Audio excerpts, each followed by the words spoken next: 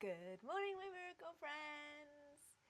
Lesson 132 from A Course in Miracles. I loose the world from all I thought it was. I lose the world from all I thought it was. I loosen the world from all I thought it was. What keeps the world in chains but your beliefs? And what can save the world except yourself, your higher self? Belief is powerful indeed. The thoughts you hold are mighty, and illusions are as strong in their effects as is the truth.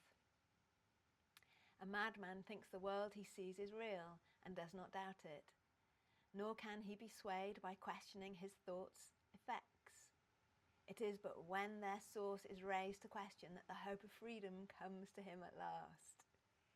Yet is salvation easily achieved from anyone, for anyone, is free to change his mind, and all his thoughts change with it. Now the source of thought has shifted, for to change your mind means you have changed the source of all ideas you think or ever thought or yet will think. You free the past from what you thought before. You free the future from all ancient thoughts of seeking what you do not want to find. The present now remains the only time. Here in the present is the world set free. For as you let the past be lifted and release the future from your ancient fears, you find escape and give it to the world. Little side issue here.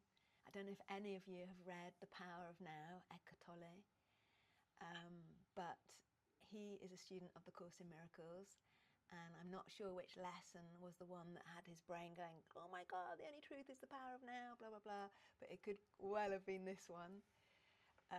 Because literally, if we are not in the future and we are not in the past, the only truth is right here, right now, the present moment. I know we all go on about it, but when you see your own suffering is because you've fast forwarded to the future and you're a little bit anxious, or you've let yourself slip back in the past and you feel a bit depressed. Right now, right here, right now, you and me listening to this recording, this is the truth, this second. Anyway, back to where I was. The present now remains the only time. Here in the present is the world set free. For as you let the past be lifted and released, and the future from your ancient fears, you find escape and give it to the world. You have enslaved the world with all your fears, your doubts and miseries, your pain and tears, and all your sorrows press on it and keep the world a prisoner to your beliefs. Your beliefs. This is why it's so liberating. Just start having some other beliefs. Death strikes it everywhere because you hold the bitter thought of death within your mind. The world is nothing in itself. Your mind must give it meaning, and what you behold upon it are your wishes, acted out so you can look on them and think them real. Perhaps you think you did not make the world, but came unwillingly to what you made already, hardly waiting for your thoughts to give it meaning. Yet in truth, you found exactly what you looked for when you came. There is no world apart from what you wish, and herein lies your ultimate release. Change but your mind on what you want to see, and all the world must change accordingly. Ideas leave not their source. This central theme is often stated in the text and must be borne in mind if you would understand the lesson for today. It is not pride which tells you that you made the world you see, and that it changes as you change your mind. But it is pride that argues you have come into a world quite separate from yourself, impervious to what you think, and quite apart from what you're chance to think it is. There is no world. This is the central thought the Course attempts to teach. Not everyone is ready to accept it, and each one must go as far as he can let himself be led along the road to truth. He will return and go still further, or perhaps step back a while and then return again. But healing is the gift of those who are prepared to learn there is no world and can accept the lesson now. Their readiness will bring the lesson to them in some form which they can understand and recognize. Some see it suddenly on point of death and rise to teach it. Others find it in experience that is not of this world, which shows them that the world does not exist because what they behold must be the truth, and yet it clearly contradicts the world. And some will find it in this course and in the exercises that we do today. Today's idea is true because the world does not exist. And if it is indeed your own imagining, then you can loose it from all things you ever thought it was by merely changing all your thoughts that gave it these appearances. The sick are healed as you let go all thoughts of sickness, and the dead arise when you let go of life, replace all thoughts you ever had of death. A lesson earlier repeated once must now be stressed again, for it contains the firm foundation for today's idea. You are as God created you. There is no place where you can suffer and no time that can bring change to your eternal state. How can a world of time and place exist if you remain as God created you, an eternal being of loving light embodied in a human experience? What is the lesson for today except another way of saying that to know yourself is the salvation of the world? To free the world from every kind of pain is but to change your mind about yourself. There is no world apart from your ideas, because ideas leave not their source, and you maintain the world within your mind and thought. Yet, if you are as God created you, you cannot think apart from Him, nor make what does not share His timelessness and love. Are these inherent in the world you see? Does it create like Him? Unless it does, it is not real and cannot be at all. If you are real, the world you see is false, for God's creation is unlike the world in every way. And as it was His thought by which you were created, so it is your thoughts which made it and must set it free, that you may know the thoughts you share with God. Release the world. Your real creations wait for this release to give you fatherhood, not of illusions, but as God in truth. God shares His fatherhood with you, who are His Son, for He makes no distinction in what is Himself and what is still Himself, an extension of Himself. What creates is not apart from Him, and nowhere does the Father end and the Son begin, as something separate from Him.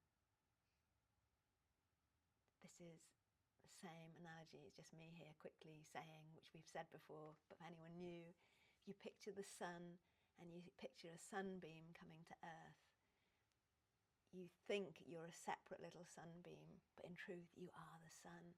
And this analogy applies perfectly to God, and that we are extensions of God, therefore we are God. A bit like the same cliched analogy of the drop in the ocean. Are you the drop in the ocean, or are you the ocean? If you're the drop in the ocean, life is really scary and you're fighting against waves. But waves come and go. If you are the ocean, you just rise and fall, and you're in form and you're in formless. I mean, it's so empowering to think, oh my God, I can literally rest back in the arms of the divine. I am the ocean, not just the droplet. You both.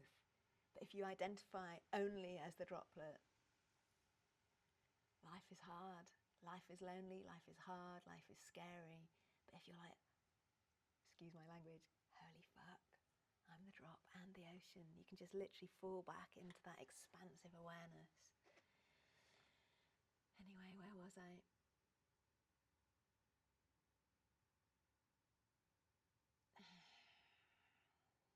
Release the world. Your real creations wait for this release to give you fatherhood, not of illusions, but as God in truth. God shares His fatherhood, and you are His Son, for He makes no distinction in what is Himself and what is still Himself. What He creates is not apart from Him, and nowhere does the Father end and the Son begin, as something separate from Him. There is no world, because it is a thought apart from God and made to separate the Father and the Son and break away as part of God Himself and thus destroy His wholeness. Can a world which comes from the idea be real? Can it be anywhere? Deny illusions but accept the truth. Deny you are a shadow briefly laid upon a dying world. Release your mind and you will look upon a world released.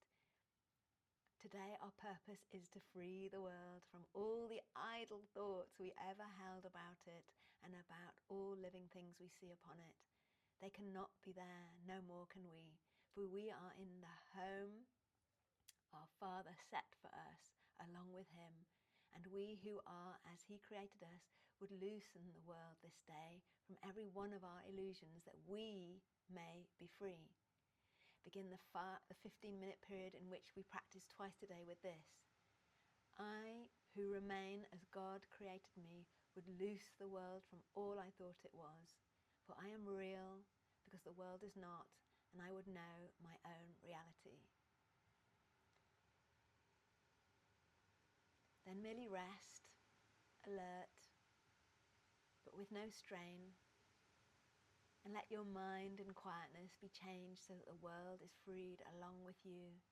You need not realize that healing comes to many brothers far across the world as well as to the ones you see nearby as you send out these thoughts to bless the world. But you will sense your own release, although you may not fully understand as yet that you could never be released alone. Throughout the day, increase the freedom sent through your ideas to all the world and say whenever you are tempted to deny the power of your simple change of mind, I lose the world from all I thought it was and choose my own reality instead. Yet another huge lesson, gang. And I know for some people that really don't resonate with the Course in Miracles, this is one of those lessons that drives them mad. I've had people say to me, the Course in Miracles is all about everything's illusion and the world's not real. What about all the people that died in blah, blah, blah, the camps in whatever, gas camps or whatever? What about that? Are you denying the pain, this and that, all of that? So I don't want to argue with these people because we are living in a reality that feels very, very real. But if we just get a glimmer that there is no place where I end and you start. We are all those little sunbeams, but we are all the sun. Then suddenly you're not battling for territory. You're not being entitled for what you think you deserve and blah, blah, blah. You're not going on about your past or your victimhood or this. It's just like we're all an extension of God, experiencing God. That's it. You know, sure, we've got a little bit of, amnesia going on. Sure, we've all forgotten that this is where we came from. And you could say, oh, that's an illusion that you think you're made of God. Okay, whatever, but it's a really nice one and it leads to a really nice life where you feel such love for everyone while you're still seeing them as separate. You feel love for everyone because you know we're all trying to do our best. And even when you get triggered, like I was yesterday, because if there's ever going to be a trigger, it would be me and my father-in-law. No offence, Karen, but I love your dad, but sometimes he just knows how to wind me up. And I think, oh my God, am I literally still being wound up by this? He is me, I am him. We are all one, sunbeam, sun. So, but it passes so much quicker. That's the point. You can be laughing about it a couple of minutes later. You can be just a little sigh, just a little, oh my God, how did I find myself being wound up so easily? Laughing about it rather than it developing into a deep grievance that goes on for lifetimes, you know? We just want to be loosening up the world from our beliefs, loosening up in situations, letting things go. Just realise we're all one thing here, including those birds twittering in the background. They are the divine experiencing itself as a bird at the top of a tree, or even the raindrops falling gently on the leaves or the trees, you know, all of that all of that is consciousness experiencing itself. There isn't such a thing as an inanimate object. This iPad is the divine experiencing itself as an iPad. So anyway, beloved divine loving light within us and all around us, the perfect day already exists. Thank you for guiding me and everyone concerned to this. God before us and God behind us. God to the left of us and God to the right of us. God above us and God below us. God expressed through us. God emanate from us, because we are it. We are it.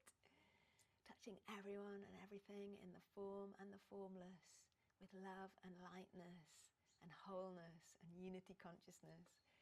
Where would love have me go today? What would love have me do today? What would love have me say or not say today? And to whom? Have an amazing day. I know I will. See you tomorrow.